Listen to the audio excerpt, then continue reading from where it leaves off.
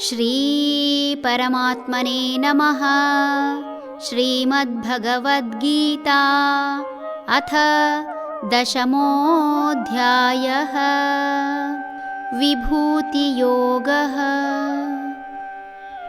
ಮಚ್ಚಿತ್ತಾ ಮದ್ಗತಪ್ರಾಣಾಃ ಬೋಧಯन्तಃ ಪರಸ್ಪರಂ ಕಥಯन्तಶ್ಚ ಮಾಂ ನಿತ್ಯಂ ತುಷ್ಯಂತಿ ಚ ರಮಂತಿ ಚ. ಅಂಥವರು ತಮ್ಮ ಚಿತ್ತವನ್ನು ಮತ್ತು ತಮ್ಮ ಪ್ರಾಣವನ್ನು ನನಗೆ ಅರ್ಪಿಸಿ ಅನವರತವೂ ಪರಸ್ಪರ ನನ್ನ ಬಗ್ಗೆ ಚರ್ಚಿಸುತ್ತಾ ಸಂತೋಷಪಡುತ್ತಾ ಆನಂದವಾಗಿರುತ್ತಾರೆ. ಆನಂದವೇ ಬ್ರಹ್ಮ.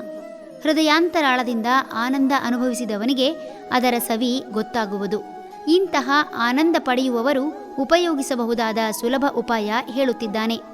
ಪ್ರಪಂಚದಲ್ಲಿ ಸಾಕಷ್ಟು ಜನರು ತಮ್ಮ ಕಾಯಕದಲ್ಲೇ ಸದಾ ನಿರತರಾಗಿ ಮಾಡುವ ಕೆಲಸವನ್ನೇ ಭಗವಂತನಿಗೆ ಅರ್ಪಿಸಿ ತನ್ಮೂಲಕ ಆನಂದದಿಂದ ಪಡೆಯುವುದನ್ನು ಕಾಣಬಹುದು.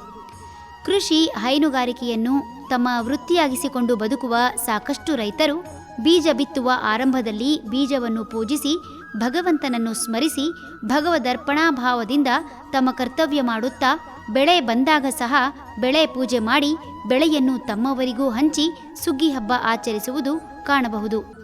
ಬಿಡುವಿನ ವೇಳೆಯಲ್ಲಿ ಊರ ಹಬ್ಬ, ಗ್ರಾಮ ಹಬ್ಬ ಹೀಗೆ ಆಚರಿಸುತ್ತಾ ಮಾಡುವ ಕೆಲಸದಲ್ಲೂ ಹಾಗೂ ಬಿಡುವಿನ ಸಮಯದಲ್ಲೂ ಯಾವಾಗಲೂ ಭಗವಂತನ ಧ್ಯಾನದಲ್ಲೇ ಕಳೆಯುತ್ತಾ ಆನಂದ ಪಡುವ ಸಾಕಷ್ಟು ಊರುಗಳ ಜನರನ್ನು ಕಾಣಬಹುದು.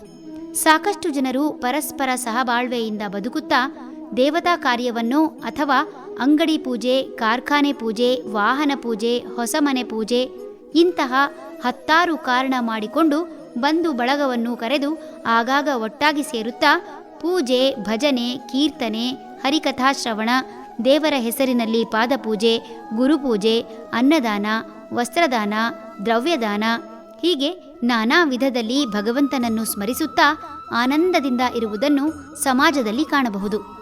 ಹಣದ ಶ್ರೀಮಂತಿಕೆ ಇಲ್ಲದಿದ್ದರೂ ಹೃದಯ ಶ್ರೀಮಂತಿಕೆಯಿಂದ ಬಂಧು ಬಳಗ ಕರೆದು ಆದರ ಆತಿಥ್ಯ ಮಾಡುತ್ತಾ ಎಲ್ಲರಲ್ಲೂ ಎಲ್ಲೆಲ್ಲೂ ದೈವತ್ವ ಕಾಣುತ್ತಾ ಆನಂದದಿಂದ ಬದುಕಿದ ಹಾಗೂ ಬದುಕುತ್ತಿರುವವರನ್ನು ಕಾಣಬಹುದು.